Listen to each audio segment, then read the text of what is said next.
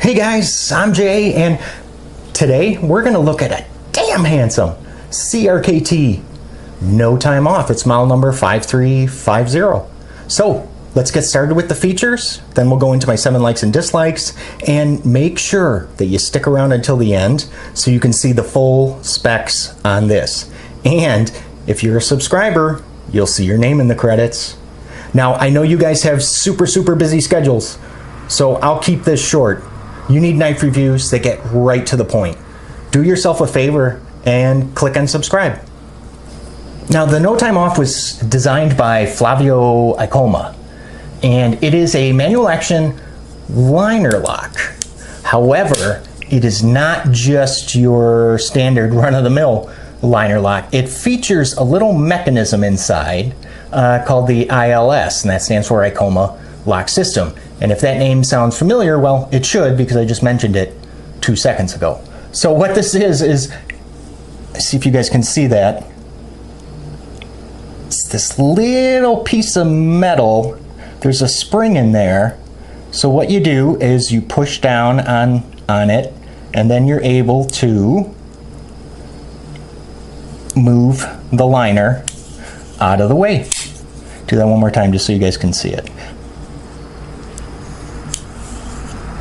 It's nice. I mean, it just adds another level of, safety, security. So, you don't have to be afraid of the liner lock failing and the knife maybe closing on your fingers. And it's really nice to see on a hard use knife like the No Time Off.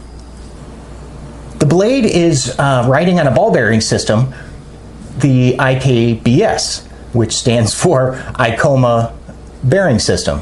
Sound familiar? Yeah, designed that too. This guy, I swear, he is like the Howard Hughes of the knife world. Blade deployment is actually accomplished with this nifty little low profile kind of flipper. And once it is deployed, if you guys can see that, it is then hidden, kind of tucked away there in the handle, just exactly like, remember this guy, the Kaiser Velox 2? Yep, same kind of deal. Speaking of that blade, it's actually 3 inches of 3.85 millimeters of CTS BD1 blade steel. Now, I don't know about you, but I do not have too many knives in CTS BD1 steel, with the exception of one. Do you guys remember the original Spyderco Manix 2, the lightweight? Yep, that one actually uses the very same blade steel. The handle measures about 4.28 inches with a thickness, well, it is over ½ inch at 0.62.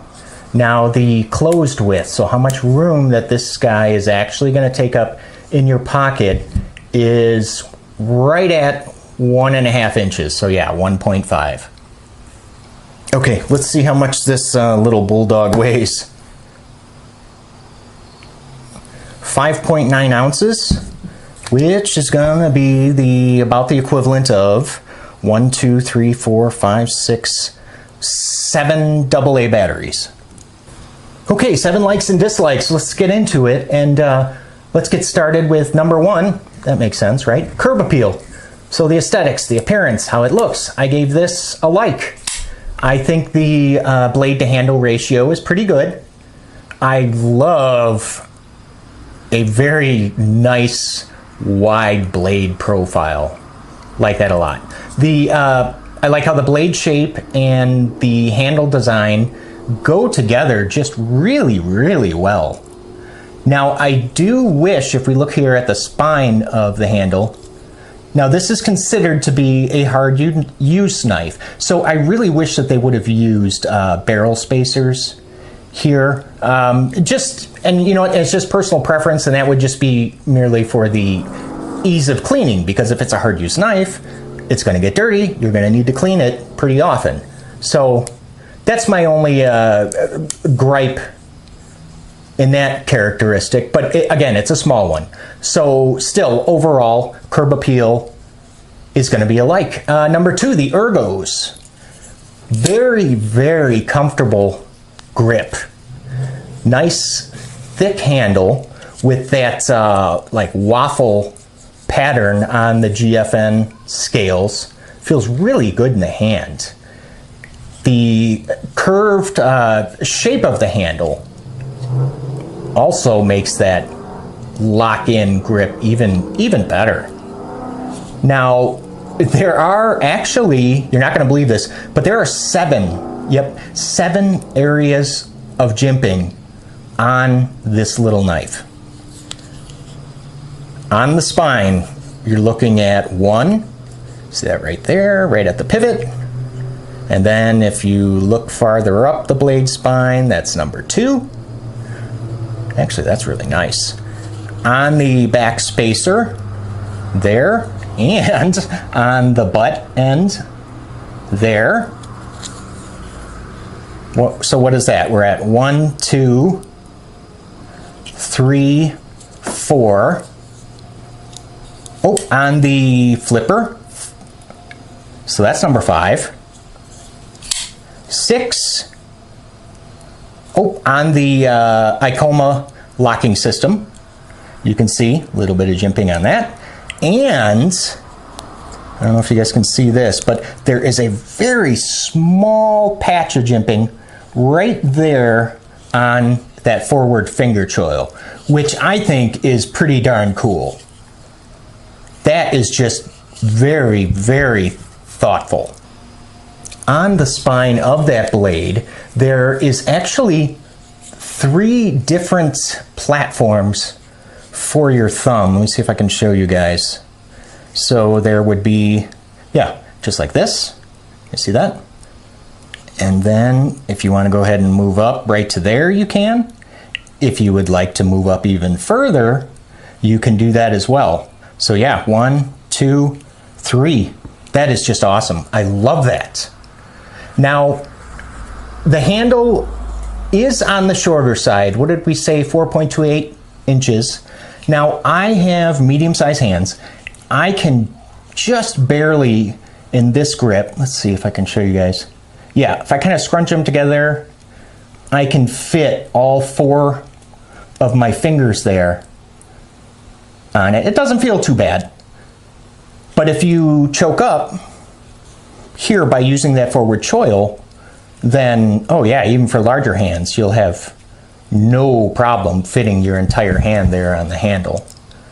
Did you notice this cutout here on the scale? See that?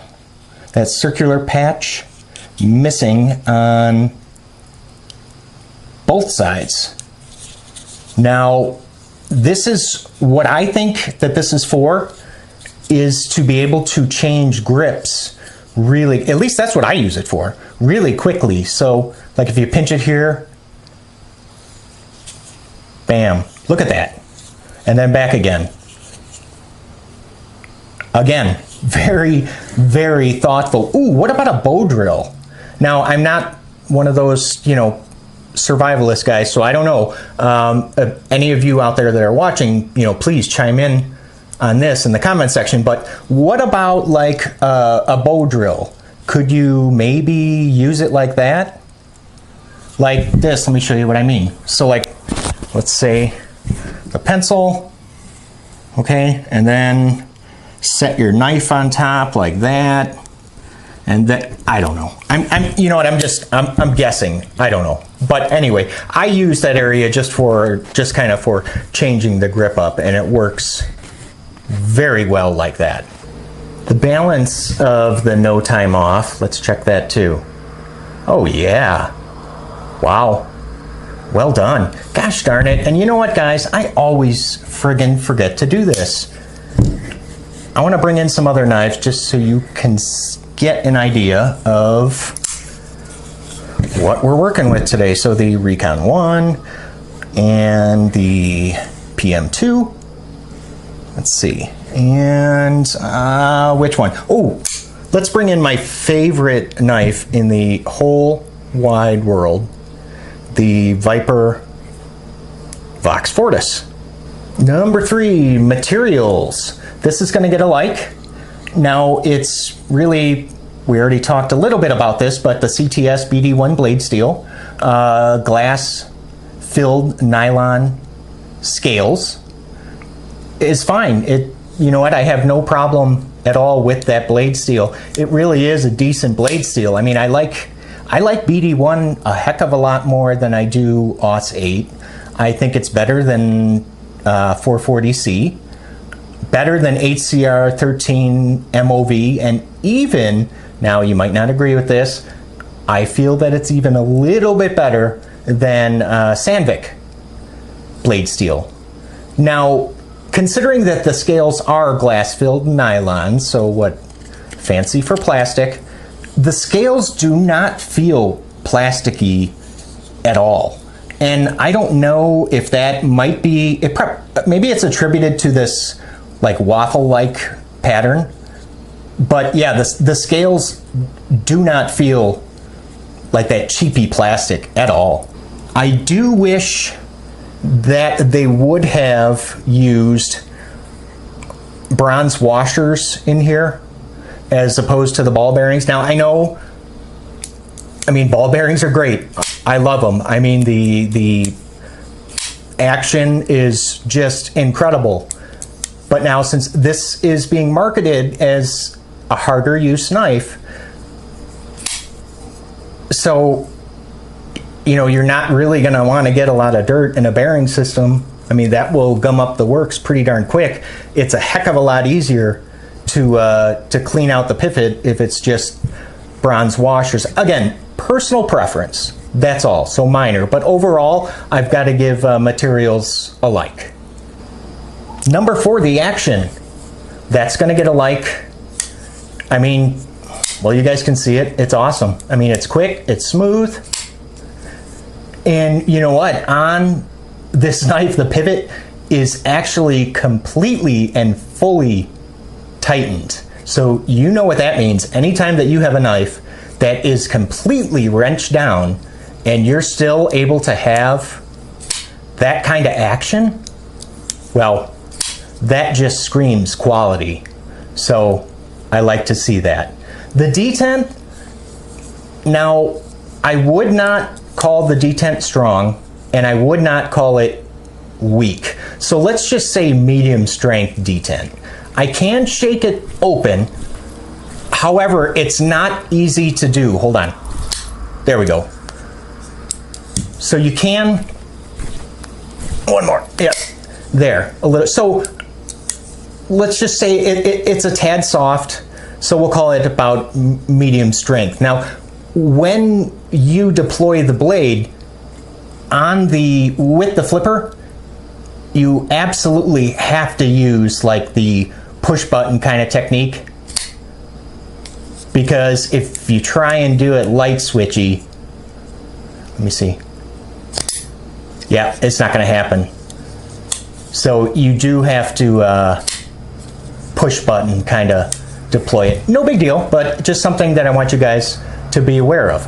Number 5, the pocket presence. This is going to be my first gripe. Yeah, I got to give it a dislike. And this thing, well, it's chunky. It takes up a lot of room in the pocket. And you definitely notice when you're carrying this knife. So it takes up a little bit of room.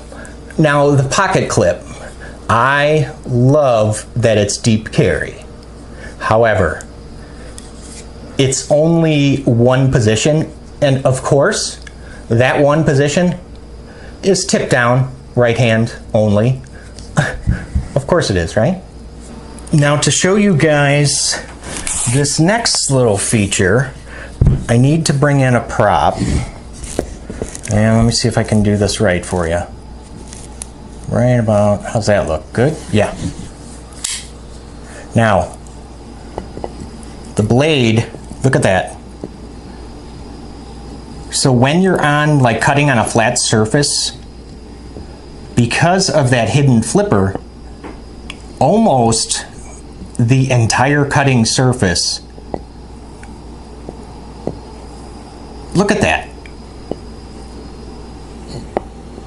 Almost the entire cutting edge touches the, you know, when you're cutting on a flat surface. Now, I know a lot of people that will use their knives for like food prep. Definitely appreciate that characteristic. Number 6, the weight. Well, 5.9 ounces. Now, this category, I really had a tough time with this one. And actually, I'm still having a tough time with this one because I'm noticing I have written down for the weight, I have like and dislike circled. Yeah, so because, let me tell you why.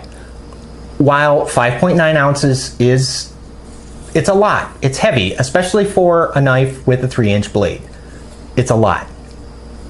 But, I mean, shouldn't a hard use knife kind of be on the heavy side?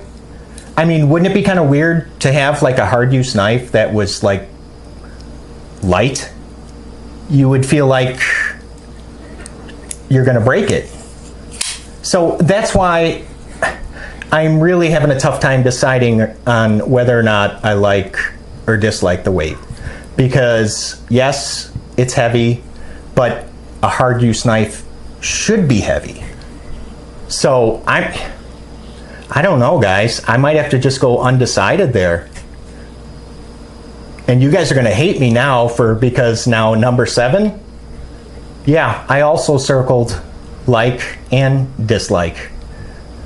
Now, because whenever when I'm like prepping for a review, I have a little form that I have anyway, I write on, use for notes, all that. And so for price, I also circled like and dislike.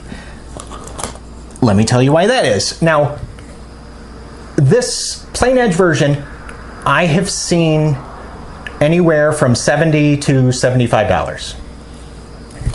Now, the serrated version of this knife, $45 to $50. I don't know. I don't get it. I mean, so let's say for this, I do think 75 is a lot. 65, oh man, that would be great. Or if you like serrations, then heck, just go and buy the $45 version. So you know what? No, I'm going to give the price a dislike because the one that I have is the plain edge, and 75 bucks, I think that that's too much.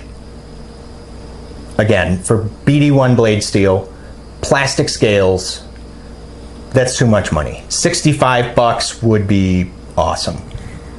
45 bucks for this with serrations, that's incredible. That's the one that I would probably go and pick up. And anyway, and considering that this is a hard use knife, wouldn't you want a knife, you know, with some serrations on it? I don't know. So to very, very quickly summarize, we said curb appeal was alike. Ergos was alike. Materials was alike. Action like. Pocket presence dislike. Weight. I really am still undecided on that weight, so let's not count that. So we're just going to say 6 likes and dislikes for today.